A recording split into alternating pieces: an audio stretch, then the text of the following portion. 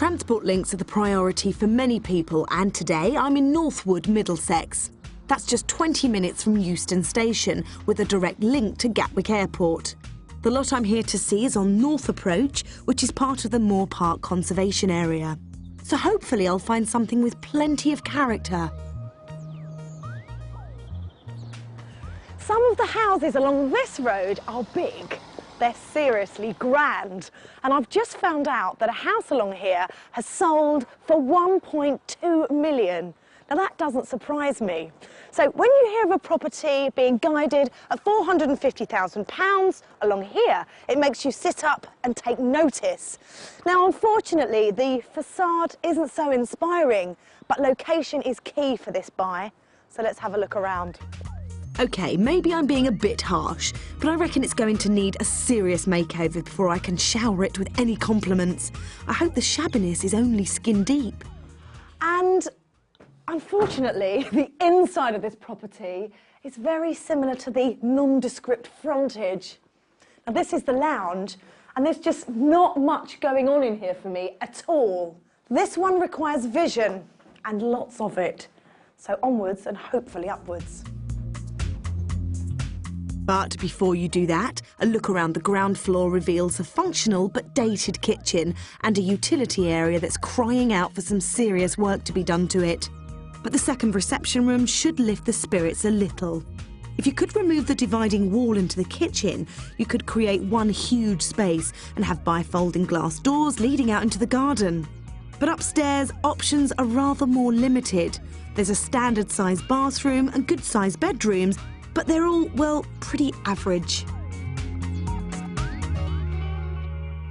Plastic windows are practical and maintenance-free, but I would like to see some box sashes installed here. Expensive, yes, but when you're surrounded by £1 million properties, well, it's a cost that I think's justified. This house lacks character, and I would like to see some injected into it. Windows and a new front door would give this property a much-needed facelift. Remember, you would need to consult the Conservation Area Partnership for any changes. Everything is subject to them saying yes, but I'm still looking for something to get excited about. And finally, I found it.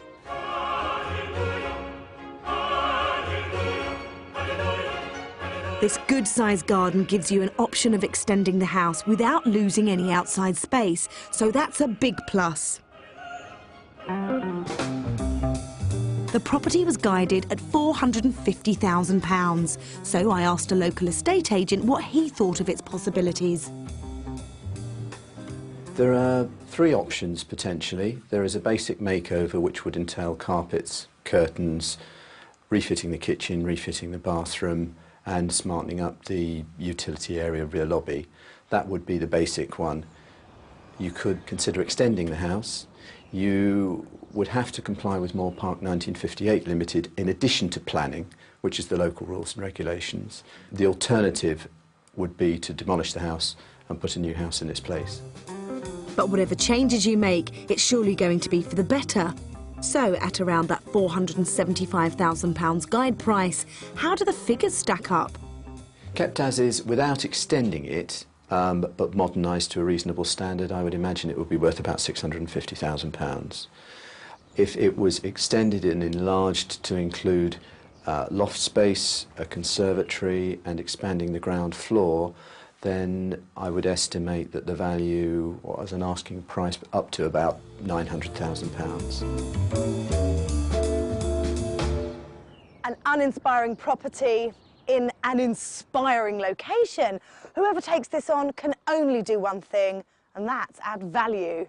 Let's go to auction. Lot 29, 24, North Approach, Moor Park. Over to you. Where do you wish to start? Down here. 450. 455 anywhere. 455.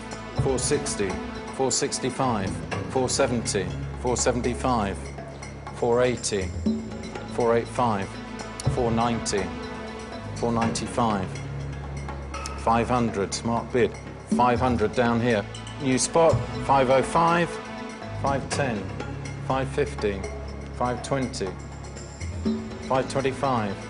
530, 535, 540, 545, 550, 555, 560, 565, 570, 575, 576, 577, 578, 579, 580, 581, 582, 583, 584, 585, 584 down here, 585 here, if not, 584, first time, second time, third and last time, if you're done, sold 584, well bid. The winners of that lot, which went 134,000 over the guide price, were Italian-born Lina and her partner Mike. I met Lina at the house to hear about her plans. Lina, this house sticks out on the street like a sore thumb. It does, doesn't it? Doesn't it? It's a bit of an ugly duckling at the moment. It's very ugly, but it's going to be beautiful. So, how did you feel about bidding for this on auction day? It was a nerves-wracking, because this was secretly my first choice. But Mike, my partner, wanted to go for a flat. And so we set, obviously, a limit. And the flat went in no time. So the next one was this one, so I couldn't believe it. And I was really, really nervous. And then it stopped at 584, and we got the house, and I couldn't move. I could not move, so I was frozen. So that was it. It was very exciting. It just took a while before I could actually speak when we went into the room to sign.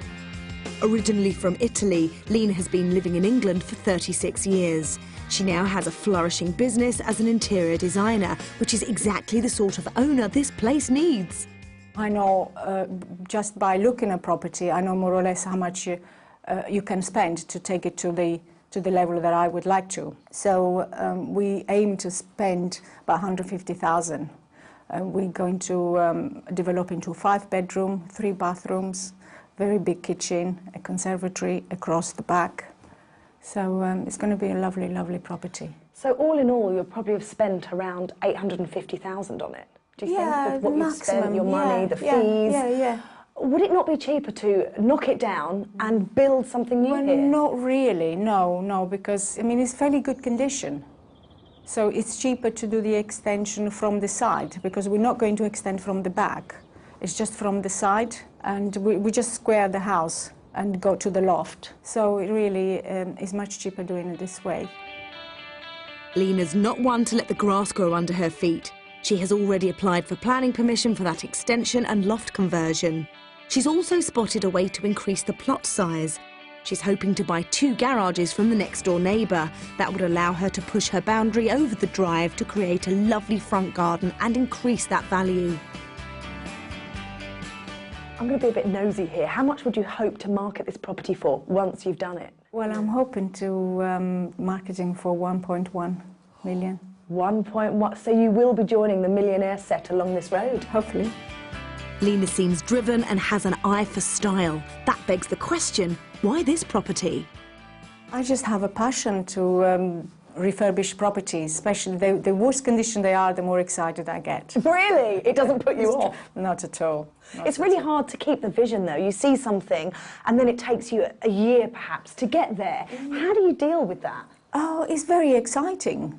It's very exciting because, you know, you get ideas as you go along. You know, for example, partition come up, and you think, that doesn't look good. Although the plan it says this is how it's going to be. When the partition is up, and it doesn't look good. So, you know, my builders know that they're going to have to knock it down. I think here she comes again.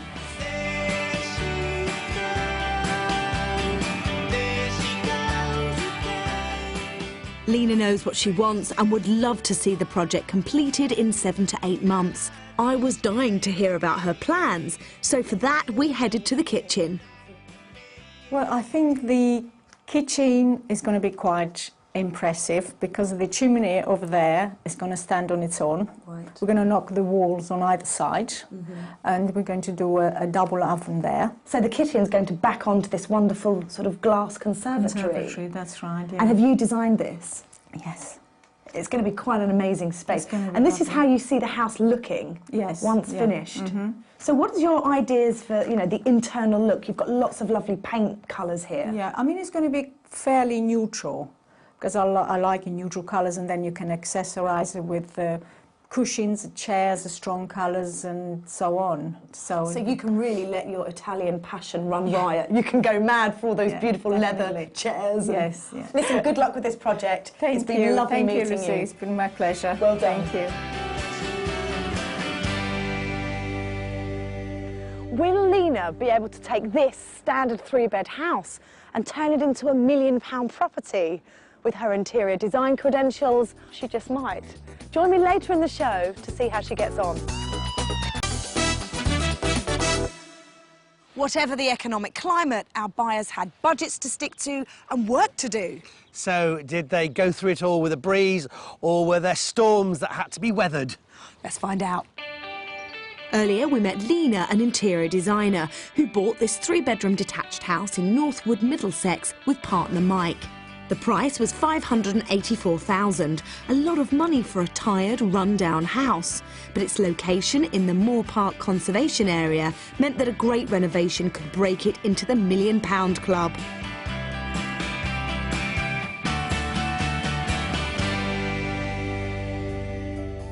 Well, 15 months later, and it's clear that the house is still waiting for that big leap. The only change is a rampantly untamed front garden and a worrying sign on the front path. Inside is no different. The only evidence of any activity is the removal of some carpets.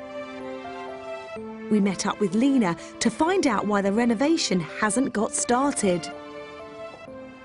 When we bought the house, it was at the peak of the house boom. By the time we applied for planning permission, the house market crash took place.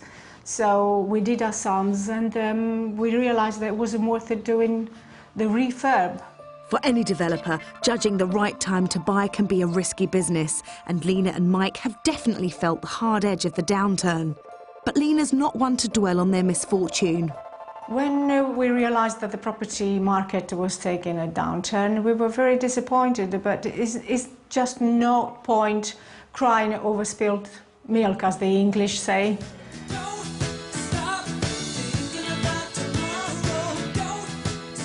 Lina and Mike's original plans for a 5-bedroom house on a larger footprint were rejected.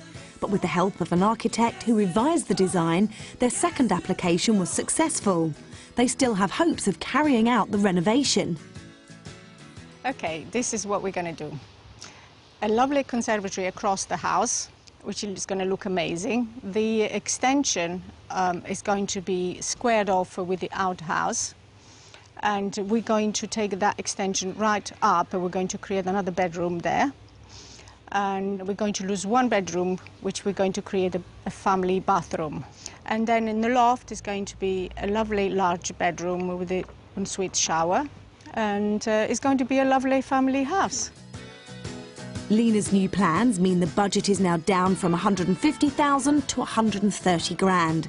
But for now, the couple have decided to cut their losses and have put the house on the market for $585,000. But even with planning permission and a lot of interest, no one has yet matched their asking price. If the property sells to sell, then we'll do it up, definitely. And I'm very positive that we will get good price for it. 15 months of holding on to this expensive property with no return must be a stretch for their finances.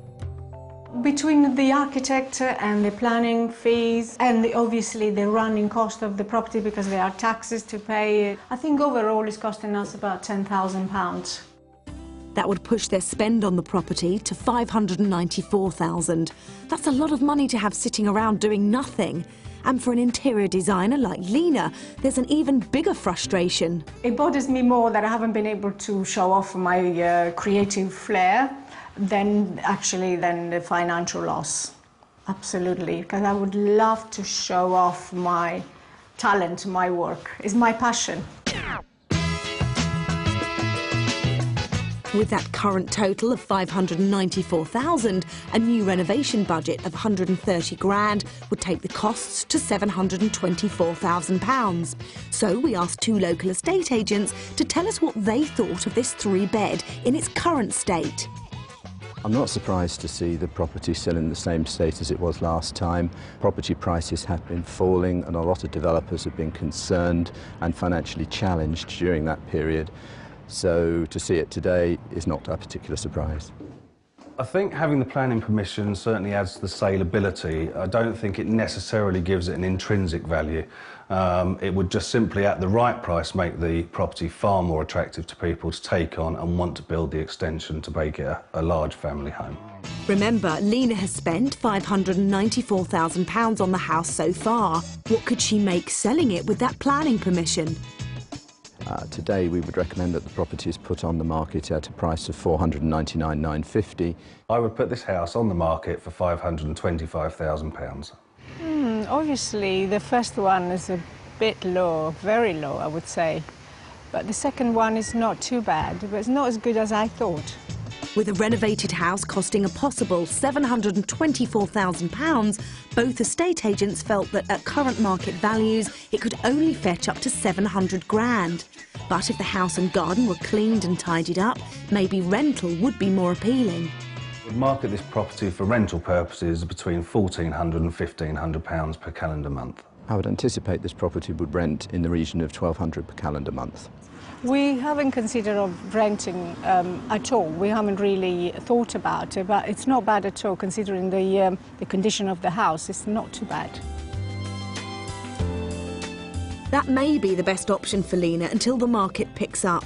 When it does, has this experience put her off the developing game?